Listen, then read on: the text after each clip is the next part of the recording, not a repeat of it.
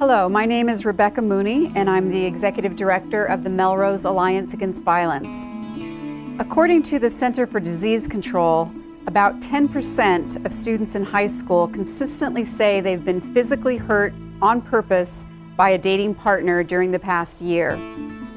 In Melrose, 8% of 7th and 8th graders and 14% of high school students report being verbally, physically, or sexually abused by a dating partner in their lifetimes. And that's according to a pretty recent 2011 Youth Risk Behavior Survey. Teen dating violence can affect anyone at any time, male or female, gay or straight, any race, religion, or economic class. Our goal tonight is to open eyes and raise awareness about this issue for parents, friends, and community members to know the warning signs of teen dating abuse and the resources for help. Tonight you'll hear the story of Caitlin Marie Sudbury, a victim of teen dating violence. Her aunt, Laura Kent, has been sharing this personal story with students, parents, and communities since her niece's death 4 years ago. She has made it her mission to raise awareness about teen dating violence in Caitlin's memory. Laura, we thank you for being with us tonight, and welcome. Hi everyone, I'm Laura Kent, and I am the aunt of Kaity Marie Sudbury. My niece was murdered on January 28th, 2008. She was 17 years old. She was a senior in Moon Valley High School. Today we're going to be talking about her, who she was as an individual. I'm going to be reading directly from her journal so that you can hear her story. And then I'm hoping that we'll have some interaction about what you heard in her story, that were the signs that we wish that we had known at the time as a family to help her through her very difficult time with her 17-year-old boyfriend. And I'm also going to talk a little bit about the responsibilities that I think that her parents had, her school had, and the police department and child protective services and the parole department. So this is Kaity's senior picture. If anyone here in the audience is a senior in high school or has siblings that are senior, you're well aware that it's a very happy and great time, and you're getting your senior pictures taken, as was Kaity, and doing SATs, which you'll hear in her story. And so this is something that's very much a treasure for us today, her senior picture. We did go to her high school graduation and gave a scholarship in her honor, which was also a very precious thing that we were able to do at her school. This is her memorial card that her brothers wrote. Her 19-year-old brother and her half-brother wrote this memorial card that we used at her services. So I want you to just see a few pictures of my niece, because we were a very close family. We miss her tremendously. We played a lot of games, played a lot of card games, and it's very difficult for us today as a family to do those things because there's such memories of her. She's fooling around and taking pictures of herself, and she was a fantastic artist, and I wanted to share some of her pictures. When she was 2 and 3 years old, she was actually sitting with a pacifier learning to do this type of artwork. I gave her one of those books that you turn the pages and ultimately you learn how to actually draw. And then she proceeded on, by the time of her senior year, in her art classes doing this kind of artwork. So I used to tell her that she was going to be famous, and our Kaity was famous because on the night of her death, across this country from coast to coast within hours, it was over the internet what happened. So it's not exactly how I would have liked her to have been famous. I thought she'd be a great artist one day, but that didn't work out. So tonight we're going to be talking about teen dating violence, and it really is a pattern of behaviors established by adolescents to maintain power and control over an intimate partner, and it can be physical, mental, verbal, social, or economic. And you'll hear in Kaity's story some slight economic things that happened at her 17-year-old age. There were physical incidences that you'll hear about as well. And I think that it's really important for people to realize that, 1 in 4 teens are affected. Girls that go out on dates report that they are frightened or afraid 1 in 4 times. And that means that it's in the schools today. It's unavoidable. Statistically, it's there. And the awareness needs to be brought forward so that we as parents and extended family members have an awareness of what it means to the teens that are facing this and what our responsibilities are to try to help them through it. The most dangerous and vulnerable times are from 17 to 24 years old. Unfortunately, that was the statistic that I didn't know. I didn't even know that teen dating violence existed until, this happened to our Kaity. And unfortunately, I think that for teens, part of the problem is that people don't acknowledge the intensity of the relationships or the importance of them.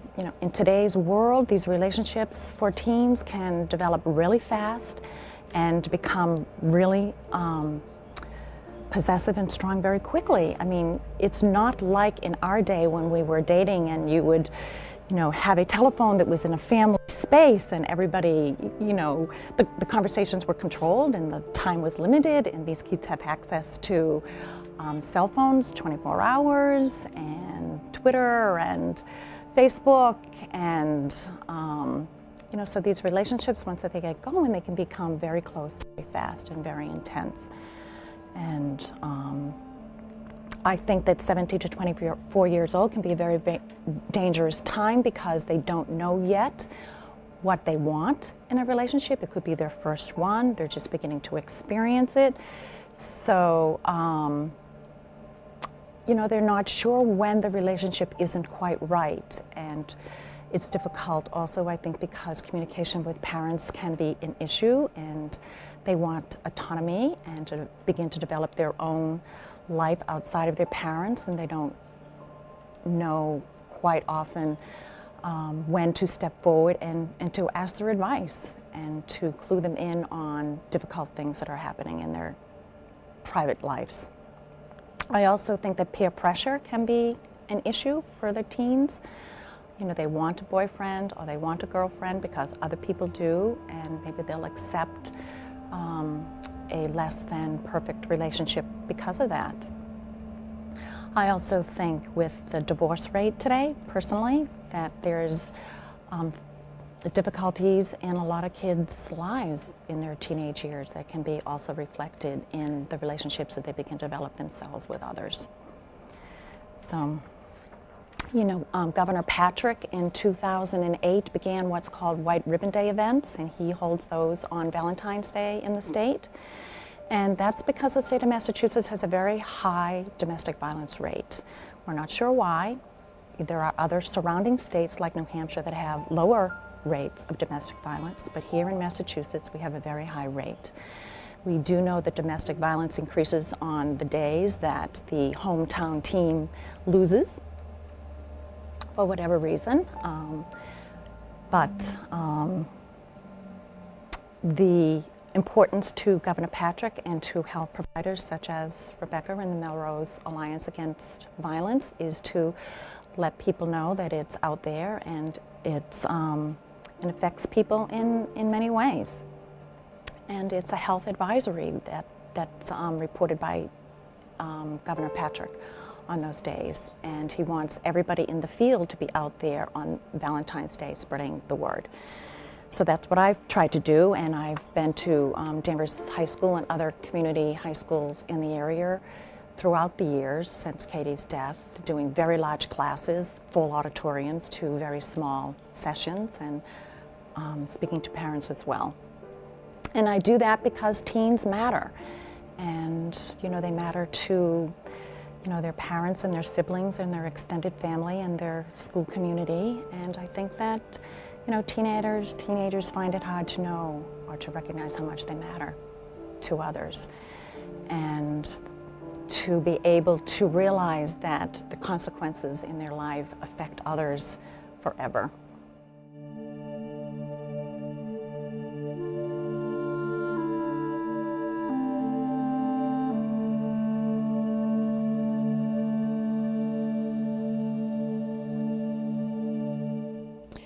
I got grounded because my boyfriend came by the house.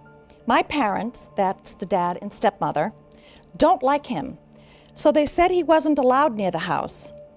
But he was just walking me home. So what do they want me to do? Just walk home alone and get raped or something? So here, Kaity is looking at Daniel Bird as her protector. And now 11 months later, we have a very different story. There was a journal prior to June 27th where I'm going to begin my next reading, but we were unable to find it in Kaity's room when we got there. So most of the story that we know about is from Kaity's journal starting on January 27th, and we are so grateful that this journal exists because it is a means by which we were able to fill in around what happened because we had no idea. Me and Daniel broke up with each other today, and she drew a sad face in her journal, because he said that I never talked to him, that he would only call me for sex. I wasn't happy at all. I do talk to him. I just don't talk enough, I guess. I'm like that way with everyone, though. He says, "How can you love me if you never talk to me?" It's been a problem since we started going out. But he knew I didn't talk when he asked me out. I guess he figured that I would change. There's other reasons why we broke up. We fight like every day. I've said some stuff to hurt him, so he doesn't trust me. He doesn't believe I love him. We love each other, but I don't know if that's enough. Who knows? We might get it together. It's a very off and on relationship. January 28th. All I ever did was mess things up between me and Daniel. I'm such an idiot. He loved me. I hate myself. I just wanted us to be happy. But I couldn't even be truthful to him. I hate me. I hate me. I hate me. I hate me. I feel so crappy right now. July 6th. Me and Daniel broke up because he thinks I cheated on him. Because I was hiking, they're in the White Mountains, she's home for the summer with my sister. My phone had no service for 3 hours. He thinks that Verizon is perfect and works everywhere. So he thinks I was lying.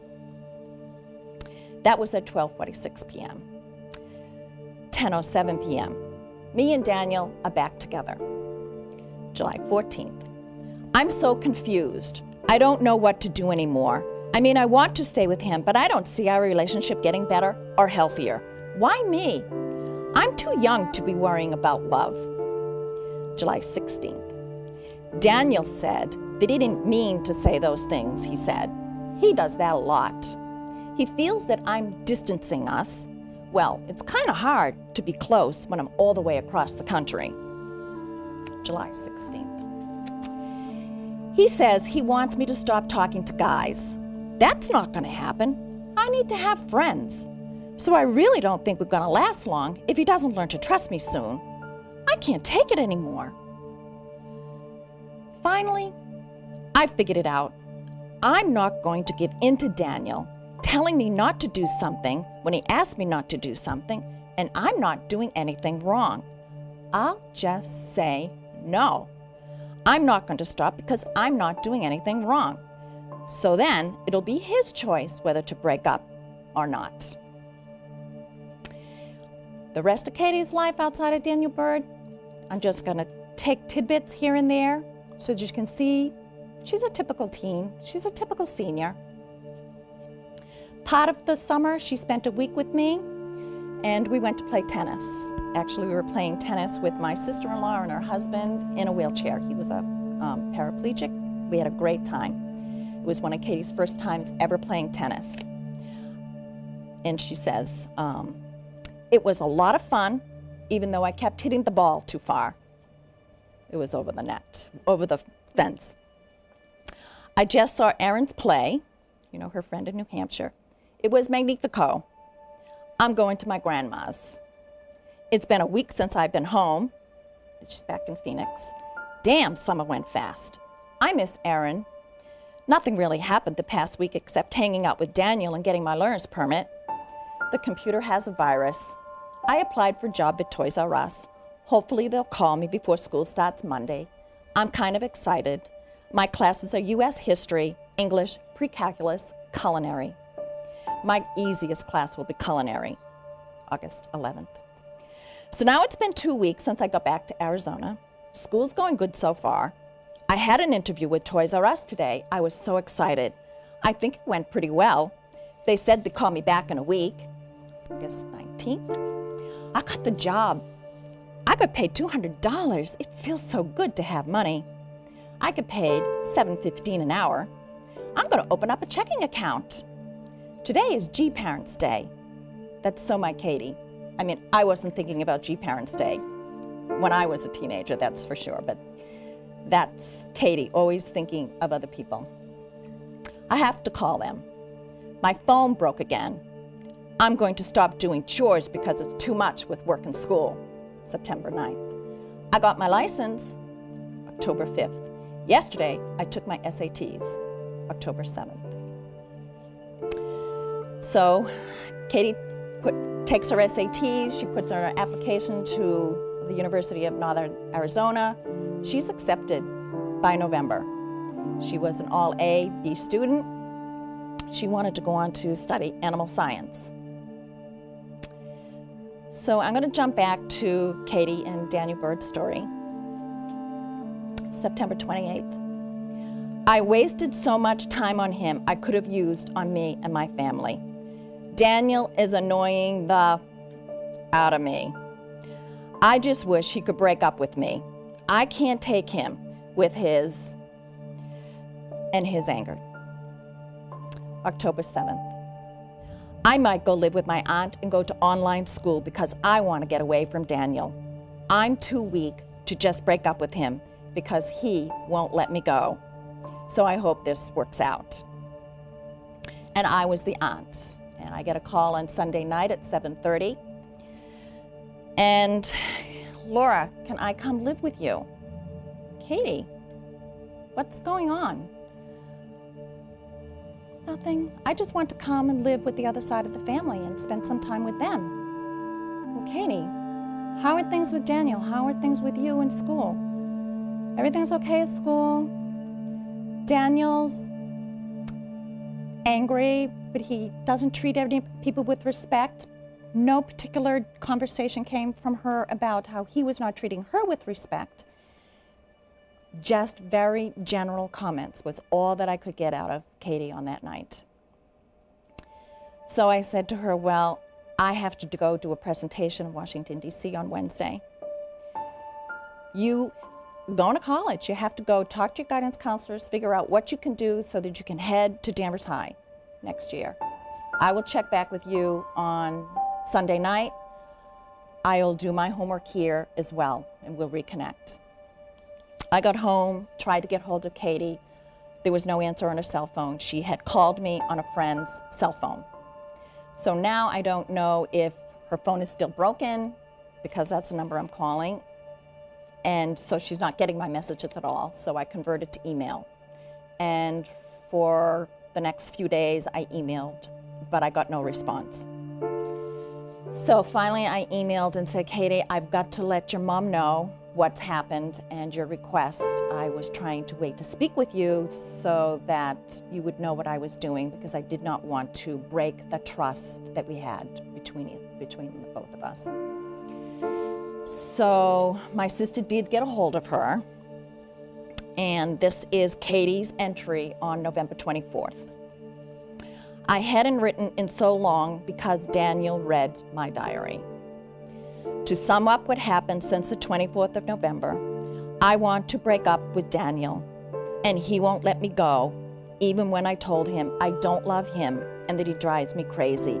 So I'm on the brink of insanity. I really, really, really don't want to be with him anymore. And that's the December 20th entry. My mom is concerned about me and Daniel. She says that he needs help and that I can't change him.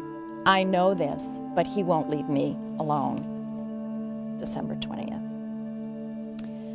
Katie decided to break up with Daniel after the Christmas holiday because of specific things were happening in his family.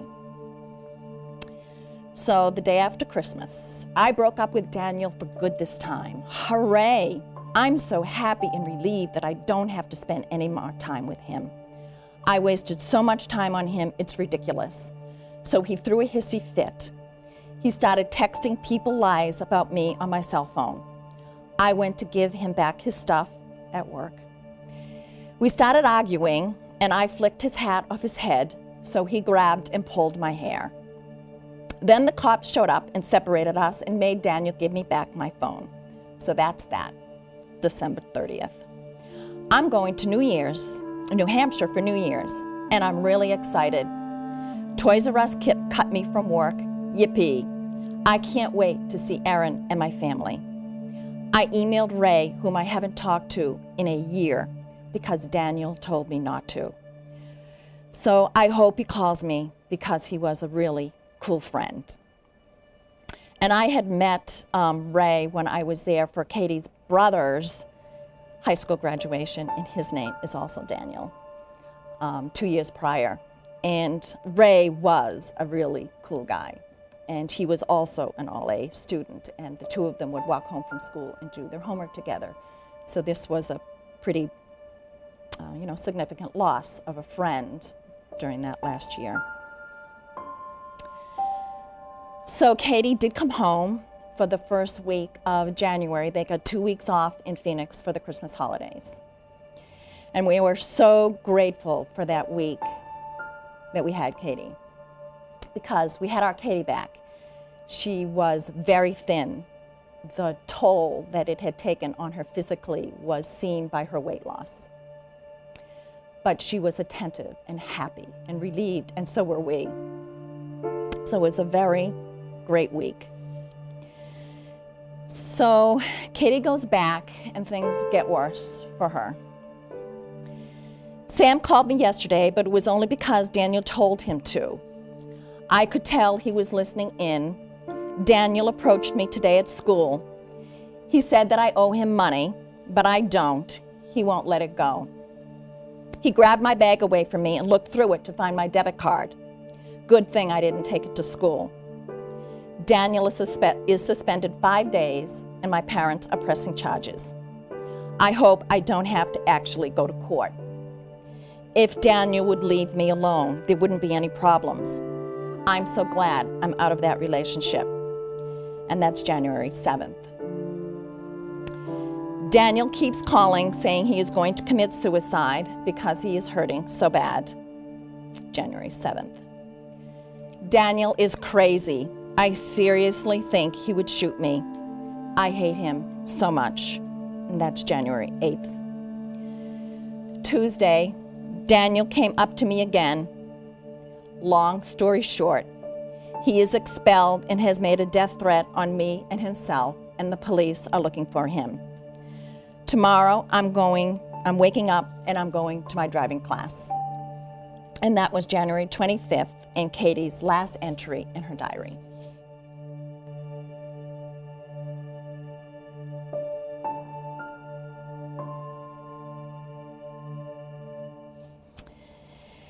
And we do know that the police watched school entrances and exits on that day. We do know that on Monday, January 28th, there was a struggle between Katie and Daniel. I believe that Katie's death occurred on January 28th because on Sunday, Katie's Verizon cell phone number changed. It took Verizon 1 month to be able to get that to happen for her. And she called everyone in the family to tell us, and to provide us with her new number, which is still in my cell phone. And I believe that for Daniel Bird, it was the last vestige of control that he had over Katie. Though she had broken up and was not speaking with him and no longer engaged with him, he continued to call her consistently on the cell phone and to text her. And when the cell phone number changed and he no longer had any means to connect with her or to control her or intimidate her, I believe that that was why, that was the day that he had chosen. And for us as a family, we did not realize that the most dangerous time was after the breakup, when they lost that control. So I know that's a hard and difficult story to hear. If anybody has any questions about it, I would welcome them now. Well, Laura,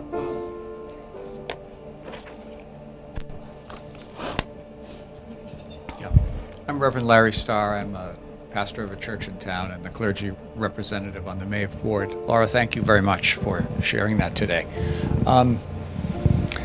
Is there a particular piece of advice that you would have to other parents who find themselves in the circumstance? Because as I was listening to you, it seemed like they did so many things right in supporting her and involving the authorities at school and involving the police and the things you were saying. What else should they have done? What is the wisdom that you have, having lived through this, if you could turn the clock back?